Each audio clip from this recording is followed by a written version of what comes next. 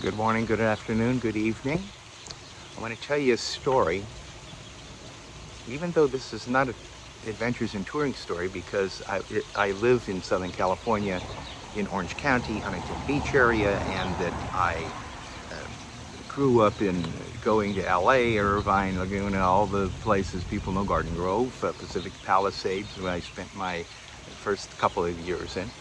And so I was at Musso and Frank's, and this is a solid 10 years ago at least. And I was taking my mother out, who's passed away now. I put her in the ground at the age of 97, and she had a wonderful life. And I took care of her. She took care of me. So there we are sitting having a meal, and I saw a city councilman there who I knew in Los Angeles. His name is Tom LaBonge. And I knew him because they had honored my mother because she was one of the first people at 15 there. Not one of the first people, she was one of the surviving people in 1935 at the opening of the Griffith Observatory in Los Angeles. And so they honored her, Dr. Krupp.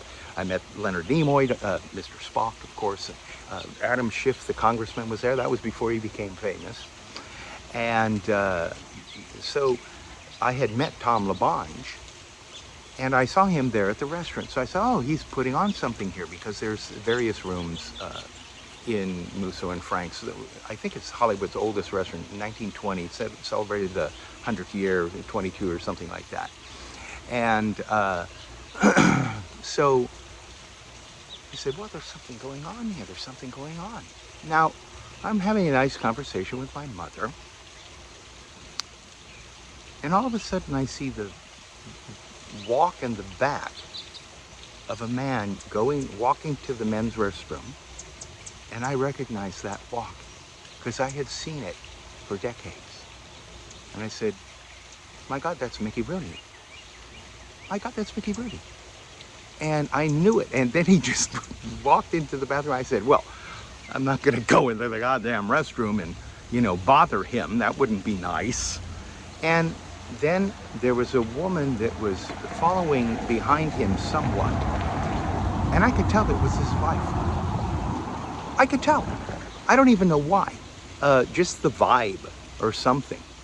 And so I said, Mrs. Rooney? And he said, yes. I go, well, I understand Mickey Rooney has been unfortunately put upon by elder abuse. That I don't know who it was, so I don't want to slander somebody, but he had been involved in a elder abuse, what should we say, action. And she said, yeah. I go, well, he's a national treasure. I go, Charlton Heston said about Mickey Rooney, a reporter asked Charlton Heston, who is the greatest actor in the world, sir, are you? He goes, well, I don't know who the greatest actor in the world, but I can tell you that the person that has more talent than anybody in this industry is Mickey Rooney. And I've never seen such talent in a man. And so, I mean, that's high praise from Caesar, as the saying goes. Or at least Ben-Hur. So I'm talking with the wife and saying what a treasure he is, and it's great.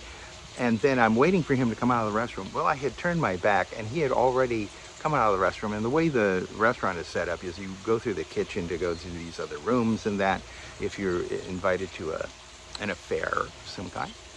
And not the main rooms, like the bar or the dining room. And so I never got a chance to meet him. But that was my encounter with Mickey Rooney. Now I can tell 100 stories like this, because that has happened all the time. Like, what did I do? I met Henry Winkler in New York while I was buying a hat. I was on my way to Europe, and it was frickin' freezing in New York. It was January. Yeah, why am I going to New York and Europe in January? Because that's where the gigs are. So I met Henry Winkler there, and I have 1,000 stories like that. But Mickey Rooney was always a childhood hero of mine. because of his great talent. And I always thought, my God, he's so good. And also, another reason, I have another connection with Mickey Rooney, and that is when I was studying in 1979 with Christopher Parkening in a master's class down at Grossmont College, which is in like the San Diego area of Southern California. And I was picked by Chris to be a part of the esteemed student, concert after the master class for a week. And well, that one of the evenings that after I'd come home from, him teaching, when I say come home, I mean I stayed at Hotel Circle and Highway 8 and come back to the hotel. And one of the Academy Awards were on that evening. And Mickey Rooney gave the best speech I'd ever heard anybody about the Academy Awards, about his career, that he had made $1 billion. Now think about that in that time period for MGM, for the studios. I go, that's an insane amount of money. And I go, oh, and his speech basically went into, I was the #1 box office star in the world and made over $1 billion for Mr. Louis B. Mayer.